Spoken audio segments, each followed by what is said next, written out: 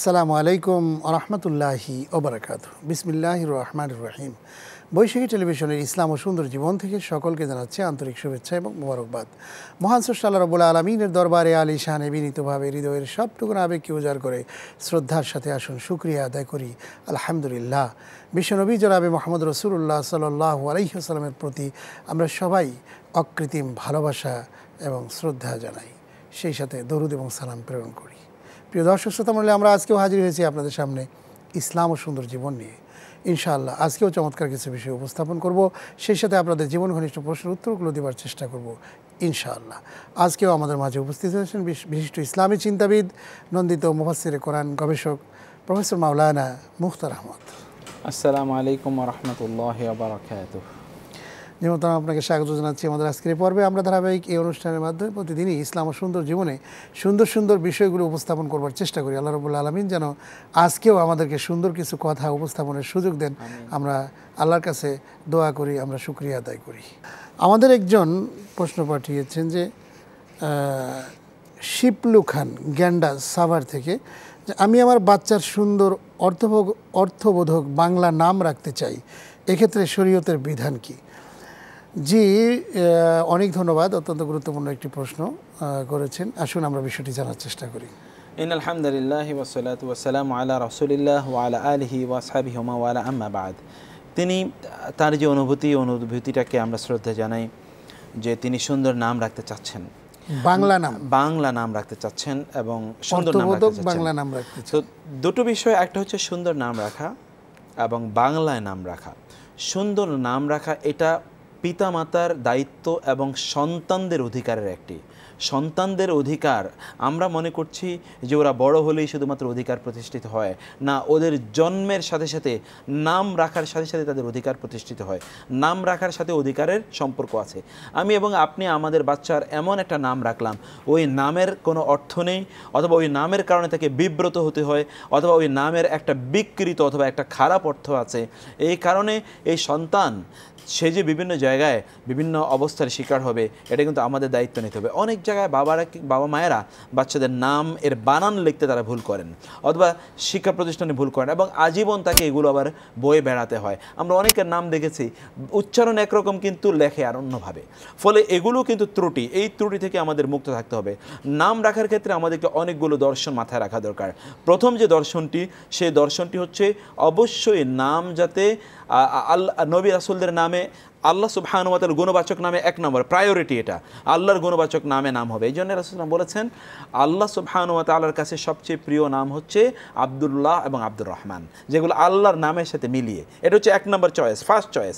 দুই নম্বর চয়েস হওয়া দরকার যে নবী রাসূলদের নাম এবং সাহাবায়ে কেরামদের নাম। রাসূল বলেছেন তোমরা নবী রাসূলদের নামে তোমাদের সন্তানদের নাম রাখো, তাহলে তাদের নামের একটা প্রভাব তোমাদের উপর পড়বে, তোমাদের সন্তানদের উপরে পড়বে। এবং রাসূলুল্লাহ সাল্লাল্লাহু আলাইহি সাল্লাম সালফে সালিহিন, অর্থাৎ যারা দিনদার আল্লাহওয়ালা, এই সকল ব্যক্তিদের নামে অন্যদের নাম রাখতেন। একজন সাহাবী তিনি তার সন্তানকে রাসূলের কাছে নিয়ে আসলেন এবং রাসূল তার নাম জিজ্ঞেস করলেন যে নাম কি? বলল যে নাম তো এইটি। রাসূল বলেন না, তার নাম এটা নয়, তার নাম হচ্ছে এখন থেকে আল মুনজির। আল মুনজির হচ্ছে এমন একজন সাহাবী যিনি বদরের যুদ্ধে শহীদ হয়েছেন। রাসূল সাল্লাল্লাহু তার নামে তার নাম রাখলেন এই জন্য যাতে ওই বরকতটা, নামের একটা বরকত যাতে তার মধ্যে ঢোকে। 4 নম্বর যে বিষয়, এই বিষয়টা হচ্ছে এখানে যে কোরআনের অথবা সুন্নাহর মধ্যে নামগুলো আছে এবং এর অর্থ আছে, সুন্দর অর্থ আছে, এই অর্থবহ যাতে নাম হয়। কারণ এর নামের কিন্তু একটা ব্যক্তিত্ব, নামের একটা প্রভাব কিন্তু এই বাচ্চার মধ্যে পড়ে। যেমন আমরা যদি তার নাম যদি ধরেন রাখি মুরগি মিলন, তাহলে ওর মাধ্যমে তো তাই কাজ হবে, তাই না? আমরা যদি তার নাম ধরেন যদি রাখি হচ্ছে ওই যে জঙ্গল, যেরকম কারো নাম আছে বুশ মানে জঙ্গল, তাহলে তো ওর কাজগুলোই ওরকম ওই জঙ্গল টাইপেরই হবে। নামের একটা প্রভাব কিন্তু ব্যক্তির উপর থাকেই। সেজন্য আমরা সুন্দর নাম যদি তাদের জন্য রাখি, যে নামটা কোরআন এবং সুন্নাহ এবং এই নামগুলোর সাথে ধরুন সালাফদের সম্পর্ক আছে, তাদের এই সকল নাম আছে। কারণ হলো কি? কারণ হলো এই নামগুলোর মাধ্যমে কিয়ামতের দিন আল্লাহ সুবহানাহু ওয়া তাআলা পিতা মাতাকে ডাকবেন, ওই অমুকের বাবা বা অমুকের আম্মু, মা এদিকে আসো। তখন ওই নামের কারণে আমাদেরকে লজ্জিত হতে হবে, এই বাচ্চাগুলো লজ্জায় পড়বে, এই লোকগুলো লজ্জায় পড়বে যে এই সকল নামের কারণে। আর নাম যদি খারাপ নাম কখনো হয়ে যায়, তাহলে বড় হওয়ার পরে ওই নাম পরিবর্তন করা যায়। যেমন রাসূল সাল্লাল্লাহু আলাইহি ওয়াসাল্লাম অনেক সাহাবীদের নাম, তাদের আগে যে নাম ছিল ওই নামগুলো তিনি পরিবর্তন করে পরবর্তী অন্য নাম তাদেরকে দিয়েছেন। কারণ কি? কারণ হচ্ছে তার নাম যেমন ছিল আব্দুল ওজ, যেমন আবু হুরায়রার নামে আমরা বলছি, তার নাম আব্দুল শামস অথবা আব্দুল উজ্জা ছিল আগে, মানে সূর্যের সন্তান, সূর্য সন্তান এখন আমরা বলি, সূর্যের সন্তান অথবা ধরুন ওই যে উজ্জার সন্তান অর্থাৎ মূর্তির সন্তান, এগুলো যখন আমরা বলি রাসূল সাল্লাল্লাহু তখন এই সকল নামগুলো পরিবর্তন করে দিতেন। এই সকল ফিলসফিকে সামনে রাখার পর আমরা এখন প্রশ্ন আসে যে আমরা বাংলায় নাম রাখতে পারবো কিনা। আমরা মনে করি যে এর আগে যে কথাটি বলেছি এই বিষয়গুলোকে সামনে রেখে আমাদের নাম রাখা দরকার, কারণ আমরা মুসলিম, ইসলামিক ঐতিহ্য আমাদের নামের মধ্যেও থাকা দরকার। নাম শুনেও যাতে কমপক্ষে বোঝা যায় যে এই লোকটা মুসলিম। এখন আপনি এমন একটা নাম রাখলেন, এখন তো চেহারা শুরুতে বোঝার কোনো উপায় নাই যে মুসলিম অমুসলিম, তাই না? চেহারা শুরুতে বোঝার উপায় নাই, কথায় কাজে বোঝায় উপায় নাই, তার আচার আচরণে বোঝার উপায় নাই, অন্তত নামটার মাধ্যমে বোঝা যাক যে তার নাম মুসলিম নাম, ইসলামিক নাম। কমপক্ষে এতটুকু ঐতিহ্য কমপক্ষে মেনটেন করুন। এই ঐতিহ্যটা যদি আমরা মেনটেন না করি তাহলে আল্লাহর কাছে আমাদের কি জবাবদিহি করব? আর এই বাচ্চার প্রতি আমাদের যে দায়িত্ব ছিল এই দায়িত্ব পরিপূর্ণভাবে আদায় হয়নি, এবং এর যে হক ছিল হকও কিন্তু পরিপূর্ণভাবে আদায় হয়নি। এই জন্য আমরা বলবো যে আপনারা প্লিজ, ইসলামের ঐতিহ্য আছে, এরকমভাবে আপনার নাম রাখুন। তবে আপনার যদি বাংলায় অর্থবহ কোনো নাম যেগুলো উপনাম হিসেবে রাখতে চান তাহলে রাখুন। তারপরও আমরা অনুরোধ করব আপনাদেরকে যে আপনারা প্লিজ বাচ্চাদের নামগুলো কোরআন এবং সুন্নাহ থেকে আল্লাহর নামের সাথে, রাসূল সাহাবীদের নামের সাথে মিলিয়ে, নবী রাসূলদের নামের সাথে মিলিয়ে রাখার চেষ্টা করুন প্লিজ। জি, অনেক ধন্যবাদ। আমরা পরবর্তী আরেকটি প্রশ্ন নিয়ে নিচ্ছি। আরেকজন প্রশ্ন করেছেন যে পর্দা করার সহি তরিকা কি? বোরকা পরলেই কি পর্দার হক আদায় হয়?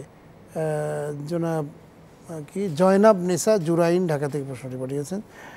জি বোন, আপনাকে অনেক ধন্যবাদ। আসুন আমরা বিষয়টি জানার চেষ্টা করি। জায়নাব তো অত্যন্ত গুরুত্বপূর্ণ প্রশ্ন করেছে যে বোরকা পরলেই কি হিজাব মেনটেন হয় কিনা। বোন, আগে হিজাবের সংজ্ঞাটা আমাদের জানা দরকার। হিজাবের সংখ্যাটা কোরআনে আল্লাহ সুবহানাহু ওয়া তাআলা আলাদা করে স্পষ্ট করে এই বিষয়গুলো উল্লেখ করেছেন যে তারা হিজাব মেনটেন করবে। হিজাব এবং আলাদা করে কোরআনে আবার এই কথা বলা আছে যে জিলবাব ইউদনিনা আলাইহিন্না মিন জালাবিবিহিন্না, যে যখন তোমরা তাদের সাথে কথা বলবে তখন তোমরা বলবে ওয়ারাই হিজাব, হিজাবের মধ্যে থেকে, হিজাবের বাইরে থেকে, মানে হিজাবের অভ্যন্তরে থেকে তোমরা তাদের সাথে কথা বলবে। ফলে হিজাব এর অর্থ হচ্ছে পর্দা। হিজাব এর অর্থ যেই পর্দা, সেই পর্দাটা হচ্ছে নারীরা এমন পোশাক পরবে। মনে রাখতে হবে যে নারীদের বিষয়ে যেহেতু আলোচনাটি এসছে, নারীদের গোটা শরীর হচ্ছে হিজাব। তার শরীরের কোনো একটা অঙ্গ নাই যে অঙ্গটা তিনি প্রদর্শন করতে পারেন। অধিকাংশ ওলামায়ে কেরামদের মতে ইভেন তার মুখ এবং তার হাতও, তার মুখ এবং তার হাত। এই জন্যে বলছি কারণ এই পৃথিবীতে যে প্রেম ভালোবাসা যা কিছুই হোক না কেন, অথবা নারীদের উপর যে আক্রমণ হয় অথবা ইভ টিজিং যেগুলো হয় না কেন, এগুলোতে মুখের কারণে হয়, তাই না? মুখের প্রতি মানুষ প্রথমে দুর্বল হয়, তারপরে সে বিভিন্ন ধরনের আকর্ষণ বিকর্ষণ ফিল করে। ফলে মুখটাকে ঢেকে রাখা, এটাকে নিরাপদ রাখা, এটাকে হেফাজত করা, এর মাধ্যমে যদি কোনো আকর্ষণ তৈরি না হয় সেইটা আমাদের নিশ্চিত করা দরকার। ইভেন মুখ পর্যন্ত, ইভেন আমাদের পা, এটাও পর্যন্ত ঢেকে রাখতে হবে নারীদের জন্য। এটা বলছি যে তারা এটা করবেন, তার মানে তারা চলার জন্য উপযোগী করে তারা তাদের চোখ খোলা রাখা ইত্যাদি করবেন, কিন্তু অন্য অঙ্গ প্রত্যঙ্গগুলো তাকে ঢেকে রাখতে হবে। কেউ প্রশ্ন করতে পারে কেন নারীদেরকে এতটা ঢেকে রাখতে হবে? আমাদের বোঝা দরকার যেটা সবচেয়ে বেশি মূল্যবান সেটাকে আমরা সবচেয়ে বেশি ঢেকে রাখি। যেটা সবচেয়ে বেশি মূল্যবান সেটাকে আমরা ততটা চোখের অন্তরালে, মানুষের দৃষ্টির অন্তরালে রাখি। যেটা যতটা মূল্যবান সেটাকে আমরা ততটা সংরক্ষণ করার চেষ্টা করি, ততটা গোপনে, গুজবে, নির্জনে, নিবৃতে এবং আপনার খুব ওয়েল প্রটেক্টেড এরিয়াতে আমরা তাকে রাখার চেষ্টা করি। আমাদের স্বর্ণ গয়নাগুলো আমরা কিন্তু যেমনি ইচ্ছা বাসায় সেভাবে ফেলে রাখি না, আমরা সেগুলোকে আমাদের সিন্দুকের মধ্যে রাখি, অনেকগুলো তালাবন্ধ করি। এটা কারণ কি? কারণ এটা খুবই মূল্যবান জিনিস। এই জন্যে যে সকল খনিজ সম্পদ, যে খনিজ সম্পদের মধ্যে স্বর্ণ এবং যে ধরেন মণিমুক্ত, এগুলো কিন্তু সবচেয়ে বেশি নিচে থাকে। আমাদের এরা হচ্ছে খনিজ সম্পদ। এই জন্যে আমাদের এদেরকে এই যে মর্যাদার মধ্যে তাদেরকে রাখা, এটা হচ্ছে আমাদের। নাহলে উন্মুক্ত অবারিতভাবে যারা আছে তাদের লাইফস্টাইল তো আমরা জানি যে তারা কতটা বিপদের মুখে প্রতি মুহূর্তে আছে। ইভেন কিছুদিন আগে আমি দেখলাম যে আমেরিকাতে ওইখানকার সবচেয়ে বিখ্যাত একজন মানে সেলিব্রিটি তারা বলে আর কি, তাদের ভাষায় আর কি সেলিব্রিটি, এই সেলিব্রিটি তিনি চিন্তা করলেন যে নারীরা কতটা ইভ টিজিংয়ের শিকার হয় আমেরিকান সোসাইটিতে। নিউ ইয়র্কের রাস্তা দিয়ে তিনি বললেন যে আমি আমার লাইফস্টাইল, মানে তারা যেরকম খোলামেলা পোশাকে পরে, এই খোলামেলা পোশাকে আমি ওইখানে ধরুন আমি ওখানে আধা ঘন্টা ঘুরবো, আমি দেখবো যে কতবার আমি ইভটিজিংয়ের শিকার হই। তিনি রেকর্ড করলেন তিনি 150টা ইভটিজিংয়ের শিকার হয়েছেন, অথচ প্রত্যেক লোক তাকে চেনে সেলিব্রিটি হওয়ার কারণে। তারপরও তিনি ইফটিজিং এর শিকার হয়েছেন।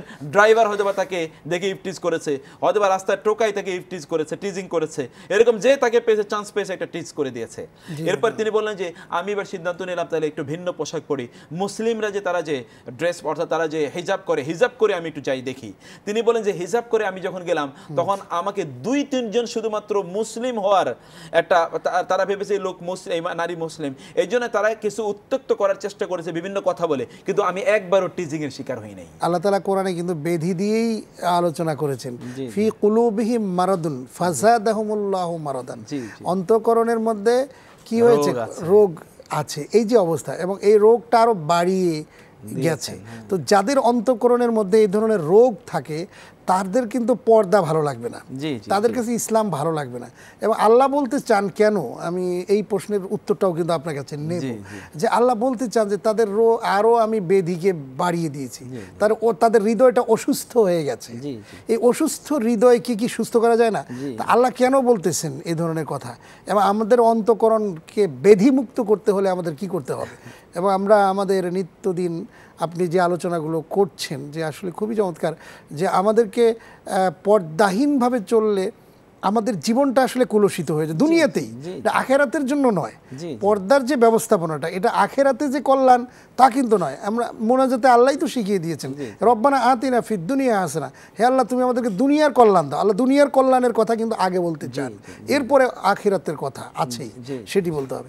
সব মিলিয়ে আপনি বলবেন যে আসলে আমাদের এই রোগের ব্যাধি, আমাদের সমাজের পরিবর্তন, মানুষের পরিবর্তন, মনের পরিবর্তন, চেঞ্জ কিভাবে সম্ভব? জি, এটা খুব গুরুত্বপূর্ণ, কারণ আমাদেরকে পরিবর্তন যদি আমরা না করতে পারি তাহলে তো এই ব্যাধি সর্বত্র ছড়িয়ে পড়বে। রোগ কিন্তু ক্যান্সারের মতো শরীরে এক জায়গায় তৈরি হয় বটে, কিন্তু পুরো শরীরে পরবর্তীতে ছড়িয়ে পড়ে। একটা কথা বলতে চাই এই ফাঁকে, আমাদের সমাজের লোকজন নানাভাবে নানান কারণে নানান রকমে কিন্তু চেঞ্জ হতে চায়। যেমন বলা হচ্ছে যে বদলে দাও, বদলে যাও। কোথায় বদলে যাব, কি বদলটা আমাদের কি হবে, সেটার কিন্তু চিন্তা আমাদের কিন্তু আবার করতে হবে। কিন্তু কোথায় মানুষের কিন্তু একটা পরিবর্তন আশা তৈরি হয়েছে, সেই জায়গাটা আপনি বলবেন। জি, সেই জায়গায় ইনশাআল্লাহ আমরা এর আগে ওই যে আমাদের ওই বোনের তিনি বলছিলেন যে তাহলে তিনি পর্দাটা কিভাবে করবেন, এর জন্য আমরা বলছিলাম যে গোটা শরীরকে তার ঢেকে রাখতে হবে, এমন আয়োজন করতে হবে। তিনি শরীর ঢাকার জন্য যে সকল জামা কাপড়গুলো পরবেন, ওই জামা কাপড়গুলো কোনো অবস্থায় টাইট হতে পারবে না, একেবারে স্কিনের সাথে লেগে গেছে। নারীদের এবং পুরুষদেরও তাদের জামাটা লুজ হতে হবে, কোনো অবস্থায় যাতে স্কিনের সাথে লেগে না যায়। 3 নম্বরে হচ্ছে যে এই জামা কাপড়গুলো মোটা হতে হবে, এরকম নয়, বিশেষ করে নারীদের কথা বলছি, যে তার শরীরের বিভিন্ন অঙ্গ প্রত্যঙ্গ দেখা যায় তার কামিজ দিয়ে অথবা তার শাড়ি দিয়ে, এগুলো যাতে না হয়। 4 নম্বর হচ্ছে সেগুলো ট্রান্সপারেন্ট হতে পারবে না। ট্রান্সপারেন্ট মানে হচ্ছে যেটা বললাম যে মোটা হবে, স্বচ্ছ হতে পারবে না কোনো অবস্থায়।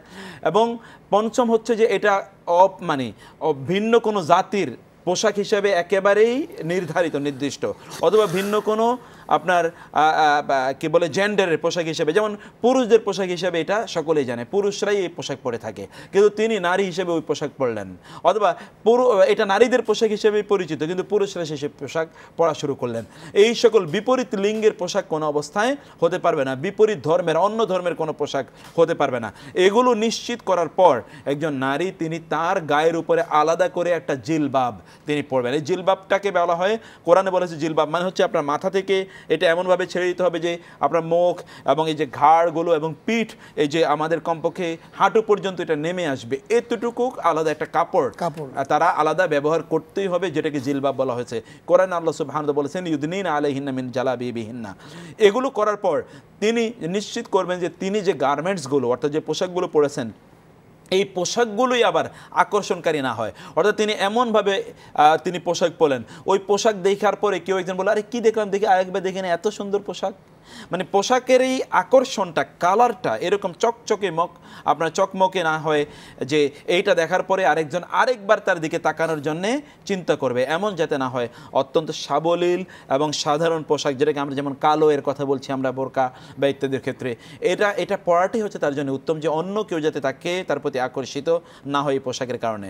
তো এগুলো তিনি মেনটেন করলে আশা করছি যে পরিপূর্ণভাবে তার পর্দা মেনটেন করা হবে।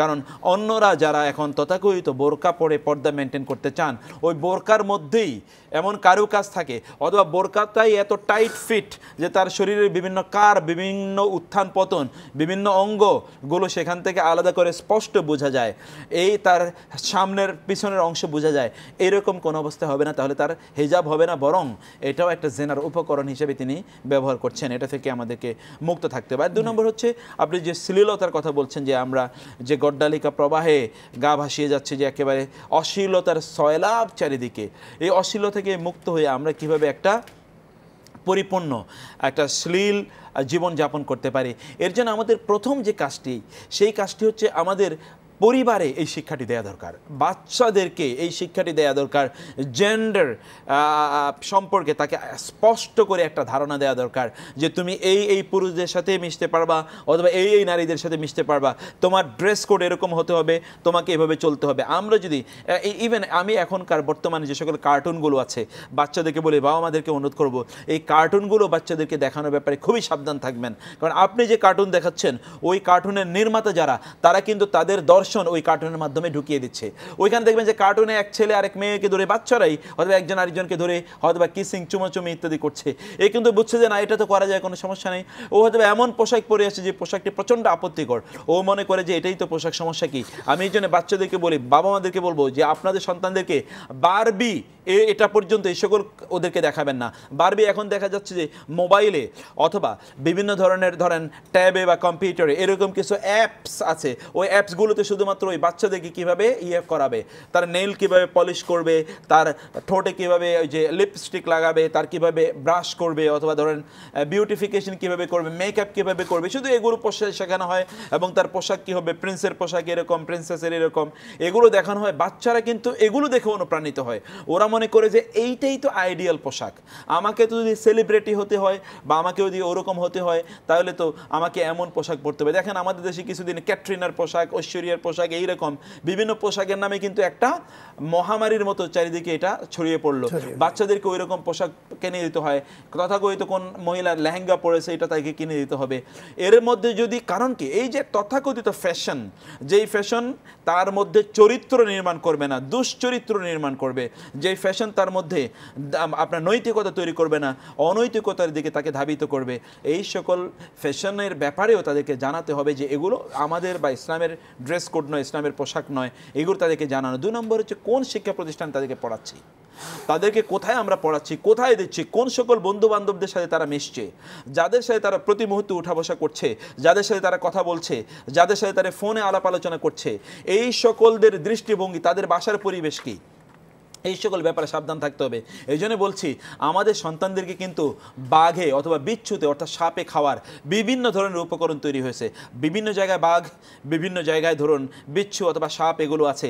এই সাপ, বিচ্ছু, বাঘ থেকে আমাদের সন্তানদেরকে বাঁচানোর জন্যে আমাদেরকে কল্পনা করতে হবে, প্রত্যেকটা মাকে, প্রত্যেকটা বাবাকে তার সন্তানের ব্যাপারে প্রত্যেকটা মুহূর্তে নজরদারি করা দরকার। তুমি কার সাথে মিশছো, কিভাবে মিশছো, তার সাথে তুমি এতক্ষণ কি কথা বলছো, ইন্টারনেটে কার সাথে এতক্ষণ চ্যাটিং করলা, কারণ ও যে বয়সে আছে এই বয়সে তার মধ্যে এখনো সেই সেন্স তৈরি হয়নি।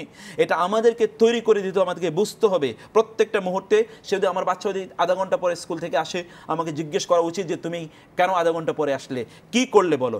আমাদের প্রয়োজন ক্রস চেক করা দরকার। যদি বলা হয় যে আমি পড়েছিলাম, তাহলে ক্রস চেক করা দরকার সত্যিকার অর্থে সে পড়েছে কিনা, কারণ সে বিপদে চলে যদি যায় তাহলে কিন্তু আমার আপনার কিছুই করা থাকবে না। আমি হয়তো তখন বলবো, তখন হাহুতাশ করে কোনো লাভ হবে না। এখন কেউ আমাদেরকে বলতে পারে এত নজরদারি বাচ্চাদের উপর ঠিক নয়, এটা নজরদারি নয়, এইটাই হচ্ছে তার প্রতি মমতা। আমি তার প্রতি নজরদারি করি, যাকে আমি পরমভাবে ভালোবাসি, কারণ তার সামান্যতম ক্ষতি হবে এটা আমি কোনোদিন সহ্য করতে পারি না। এই জন্য ক্ষতির হাত থেকে বাঁচানোর জন্য আমরা তাকে যেরকম সাপ বিচ্ছু থেকে বাঁচাতে চাই, এই ক্ষতির হাত থেকে বাঁচানোর জন্য এইরকম নজরদারি বাচ্চাদের উপর করা দরকার। আমি বাবা মাকে সাধারণত বলে থাকি, আপনাদের বাচ্চাদের সামনে যখন, ওদের কাছে যখন স্মার্টফোন দেবেন, ওদেরকে যখন ট্যাব দেবেন, ওদেরকে যখন আইপ্যাড দেবেন, ওদেরকে যখন কম্পিউটার দেবেন, ওদের রুমে যখন আলাদা টেলিভিশন দেবেন, প্রত্যেকটা জিনিস নজরদারিতে রাখবেন। ও কোথায় যাচ্ছে, কোন ইন্টারনেটের সাইটে যাচ্ছে, কোন ইউটিউবে যাচ্ছে, কম্পিউটারে, তার মোবাইলে কোন কোন অ্যাপস আছে। বিশ্বাস করুন, আপনি কোনো একজন মানুষ ভালো বা মন্দ এটা বোঝার জন্য তার নৈতিকতা কতটুকু, তার মোবাইলের অ্যাপসগুলোর দিকে তাকান, তাইলে আপনি বুঝবেন যা তার চরিত্র সম্পর্কে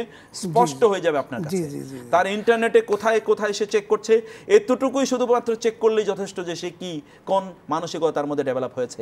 এগুলো আমাদের বাচ্চাকে শেখাতে হবে এই নৈতিকতা। আপনি যথার্থ কথাই বলেছেন যে আসলে সেই মানসিকতাটা গ্রো করার জন্য কিন্তু একটি ভালো চিন্তার অধিকারী মানুষ দরকার। তো সেইটাই আমাদের কিন্তু খারাপ মানুষের প্রবণতাটা হচ্ছে এমন যে মানুষকে সবসময় নেগেটিভ অ্যাটিটিউডের দিকে মানুষ কিন্তু ধাবিত হয়ে যায়। তো সো আমরা ভালো কিন্তু থাকতে পারবো না যদি আমরা সেই জিনিসটা আমাদেরকে দিতে হবে, বাচ্চাদেরকে সেই জিনিসটা আমাদেরকে দিতে হবে, ভালো সুস্থ এবং সুন্দর জিনিসটা। আমাদের ছোট যারা সোনামণি আছেন তাদের আসলে মনটা কিন্তু খুবই নরম, হ্যাঁ, এবং তারা তরুণ যুবক পর্যন্ত যে কোনো সময় তাদের চেঞ্জ করা কিন্তু সম্ভব, খুবই সম্ভব। কিন্তু তারা যখন বড় বয়োবৃদ্ধ হয়ে যায়, তারা যদি খারাপ মানে ছোট কাল থেকে এরকম থেকে যান, তাহলে বয়সকালে 40-এর পরে আর কিন্তু ঠিক করা পরিবর্তন করা সম্ভব হয় না। সেক্ষেত্রে নবীজি কিন্তু এটাই নবীজির ইসলামের জন্য যারা সহযোগিতা করেছে তারা কিন্তু তরুণীরা, যুবকেরা এবং শিশু কিশোরেরা, এরাই দেখা যাচ্ছে যে ইসলামের প্রথম প্ল্যাটফর্মে এরাই এসেছিল। আর বাকি যারা কাফের, মুশরিক, যারা বেদিন, এগুলি সবগুলোই কিন্তু বয়স 40-এর উপরে। হ্যাঁ, সেজন্যই রসুল বলেছেন যে আমি পৃথিবীতে প্রেরিত হয়েছি উদারতা এবং আল্লাহমুখিতা বানাবার জন্য। আমার ইসলামের জন্য সহযোগিতা করেছে সবচেয়ে বেশি তারা হচ্ছে তরুণেরা, যুবকেরা। এবং এই তরুণ যুবকদের মনটাকে খুব কোমল করে, ফাইনহুম আরাক্কু আফইদা, তাদের মনটাকে খুব নরম দিল করে বানানো হয়েছে। আমরা কিন্তু এই তরুণ যুবকদেরকে উৎসাহিত করবার জন্য তাদের প্রতি কল্যাণকামী হওয়া কিন্তু দরকার। রাসূল বলেছেন যে তোমরা তাদের ব্যাপারে কল্যাণকামী হও। আমরা কেন কল্যাণকামী হতে পারি না? এজন্য আমাদের কি প্রয়োজন? এজন্য যে শিশুদেরকে পরমভাবে ভালোবাসা খুবই জরুরি। আল্লাহ রাসূল সাল্লাল্লাহু আলাইহি ওয়াসাল্লাম কোনো শিশুর উপর তিনি খড়গহস্ত হয়েছেন, কোনো শিশুকে তিনি মারধর করেছেন, বকাঝকা করেছেন। পৃথিবীতে কোনো মানুষ চ্যালেঞ্জ করে বলে যাচ্ছে, একজন মানুষ যদি এমন কোনো এক্সাম্পল দেখাতে পারে আল্লাহ রাসূলের জীবনে যে কোনো শিশুকে তিনি এইরকম তিনি কষ্ট দিয়েছেন মনে, শিশুকে তিনি আঘাত করেছেন, শিশুকে তিনি মারধর করেছেন, শিশুকে তিনি বকাঝকা করেছেন, অসম্ভব, চ্যালেঞ্জ করে বললাম একটি এক্সাম্পলও কেউ খুঁজে বের করতে পারবে না তার 63 বছরের জীবনে। বরং শিশুর মাথায় তিনি হাত রেখে তাকে আদর করেছেন। শিশু যদি কোনো ভুল করে থাকে, মমতা দিয়ে, ভালোবাসা দিয়ে, অত্যন্ত কোমল ভাষায় তিনি তাকে সাবধান করে দিয়েছেন। শিশুকে তিনি কাছে ডেকে নিয়েছেন। শিশুরা তার মোহরাঙ্কিত যে সিল ছিল তার পিঠে, এগুলো নিয়ে খেলা করেছে। শিশুরা তার বুকের উপর উঠে লাফিয়েছে, তার কাঁধে চড়েছে। তিনি সেজদাতে গিয়েছেন, তার কাঁধের উপর সেজদারত অবস্থায় তার কাঁধের উপর চড়েছিল দীর্ঘক্ষণ। তিনি লম্বা সেজদা দিয়েছেন যাতে এই শিশুর খেলা যাতে বন্ধ না হয়। শিশুদের জন্য তিনি তার নামাজকে ছোট করেছেন, কারণ শিশু কান্না করে উঠেছে, তিনি ছোট সূরা নিয়েছেন, এই শিশুর মা এখানে আছে, এই শিশু যাতে কষ্ট না পায়। শিশুর জন্য তিনি একজন নারী ব্যভিচারিণী নারীকে শাস্তি দেননি যে তোমার শিশু সন্তানকে তুমি দুধ পান করো, ও বড় হোক, তারপরে তোমার শাস্তি কার্যকর হবে। রাসূল সাল্লাল্লাহু আলাইহি ওয়াসাল্লাম এভাবে শিশুদেরকে ভালোবাসতেন। শিশুদের জন্য প্রতি মুহূর্তে তিনি দোয়া করতেন, তাদেরকে তিনি বিভিন্ন ধরনের গিফট প্রদান করতেন। শিশুদেরকে দেখলে তিনি স্বাগত জানাতেন, দাঁড়িয়ে যেতেন। শিশুদেরকে বিভিন্ন জায়গায় তিনি ঘুরে ঘুরে শিশুদেরকে তিনি সালাম দিতেন, শিশুদেরকে শিষ্টাচার শেখানোর জন্য। তিনি যখন বাইরে যেতেন শিশুদেরকে সাথে নিয়ে যেতেন। বাইরে থেকে আসার সময় তিনি মদিনায় ঢোকার আগে জানাতেন যে আমি আসছি, কয়েকজন বাচ্চাকে পাঠিয়ে দাও, আব্দুল্লাহ ইবনে আব্বাসকে, অথবা ধরুন সেখানে হাসান বা হোসাইনকে অথবা উমামাকে, এরকম বাচ্চাদেরকে পাঠিয়ে দেওয়া হতো শিশুকে নিয়ে আসার জন্য। রাসূলুল্লাহ সাল্লাল্লাহু আলাইহি ওয়াসাল্লাম বিদায় হজের ভাষণেও, তার বিদায় হজের যে তিনি অংশগ্রহণ করেছেন, সেখানে তার সামনে একটা শিশু থাকতো, তার পিছনে তার বাহনে কোনো বড় লোক তার গাড়িতে কোনোদিন, অর্থাৎ তার বাহনে, তার কাসওয়াতে কোনোদিন কোনো বড় লোক উঠেছে মানে বৃদ্ধ বয়স্ক এরকম কোনো প্রমাণ কেউ দেখাতে পারবে না। সব সময় কোনো একটা শিশু হয় সামনে অথবা পিছনে, কারণ তিনি জানতেন এরা তো শিশু নয়, এরা মূলত ভবিষ্যৎ। আমাকে তো গড়তে হবে এদেরকে, আমি প্রজন্ম তৈরি করতে যদি হয়, সমাজ যদি সংস্কার করতে হয়, তাহলে এদেরকে আমাকে গড়তে হবে। তাদেরকে তিনি সময় দিয়েছেন, ভালোবেসেছেন, চুম্বন করেছেন, কোলে তুলে নিয়েছেন। শিশুরা তার গায়ে পেশাব করে দিয়েছে, তিনি একটি শব্দ বলেননি, বাবা মাকে বলেননি ওকে কি প্যাম্পার্স পরিয়ে নিয়ে আসতে পারলেন না, আমার কোলে কেন দিলেন, ঠিক আছে পানি নিয়ে আসেন। তিনি ওরা চলে যাওয়ার পর তিনি তার একটু পানি এনে ওইটা ধুয়ে ফেললেন। তারপরও শিশুর প্রতি তার সামান্যতম একটু মমত্ববোধ, একটি ভালোবাসা, সাধারণ ভালোবাসা, অসাধারণ। মানে কি যে বলবো, রাসূল ইসলাম যে কি ভালোবাসতেন, আপনার কথায় আসলে এটি চলে আসতেছে অনেক কথা। আসলে আমাদেরকে আসলে শিশুদের প্রতি উৎসাহী এবং তাদের প্রতি কল্যাণকামী, তাদের ভালোবাসায় আমাদেরকে শিখতে হতে হবে, অবশ্যই অবশ্যই যাতে শিশুরা আগামী দিনের নতুন প্রজন্ম, জাতির ভবিষ্যৎ, তারাই হবে কর্ণধার। তাদেরকে যদি উৎসাহিত করতে না পারি, তারাও সেটা করবে না। জি জি আপনি চমৎকার আলোচনা করেছেন, চমৎকার প্রশ্নের উত্তরগুলো দিয়েছেন। বৈশাখী টিভির ইসলাম ও সুন্দর জীবন থেকে আপনাকে অনেক ধন্যবাদ। আপনাকে অনেক ধন্যবাদ, জাযাকাল্লাহ খায়ের। আজ শেষ করব, তবে শেষ করার আগে জানিয়ে দিচ্ছি, ইসলামের মৌলিক যে কোনো বিষয়ে প্রশ্ন পাঠাতে আপনার মোবাইলের মেসেজ অপশনে গিয়ে টাইপ করুন BSK স্পেস আপনার নাম স্পেস আপনার ঠিকানা স্পেস আপনার প্রশ্ন এবং পাঠিয়ে দিন 6969 নম্বর। আমাদের কাছে ইমেইলেও প্রশ্ন পাঠাতে পারেন isj@boishakhi.tv এই অ্যাড্রেসে। এছাড়াও facebook.com/ইসলাম ও সুন্দর জীবন ফেসবুক পেজেও আপনার গুরুত্বপূর্ণ মতামত, প্রশ্ন আমাদেরকে পাঠাতে পারেন। হ্যাঁ প্রিয় দর্শক শ্রোতামণ্ডলী, শিশুদের প্রতি আমাদের সকলকেই উদার এবং ভালোবাসার চরম দৃষ্টান্ত আমাদেরকে দেখাতে হবে। মসজিদগুলোতে যখন শিশুরা ঢোকে, আমরা বলি এই বের হও, পিছনে যাও, পিছনে যাও, পিছনে যাও, এই তোমরা কেন চিৎকার করছো, হট্টগোল করছো, কান্নাকাটি। তাদেরকে কিন্তু রাগারাগি করে আমরা বের করে দিই। শিশু ভাবে যে না, আর মনে হয় আমাদের জন্য মসজিদ নয়, এরকম একটা অবস্থার সৃষ্টি করে দেই। না প্রিয় দর্শক শ্রোতামণ্ডলী, মসজিদে সামনের সারিতেও যদি শিশুটা যেতে চায়, দিন না, মসজিদের ক্ষতি হবে না ইনশাআল্লাহ। ভালোবাসায় শিখতে হোক শিশুদের প্রতি আমাদের উদার মানসিকতা, এটাই কামনা করে আজকের মতো অনুষ্ঠান শেষ করছি। আল্লাহ হাফেজ। আসসালামু আলাইকুম ওয়া রাহমাতুল্লাহি ওয়া বারাকাতুহু।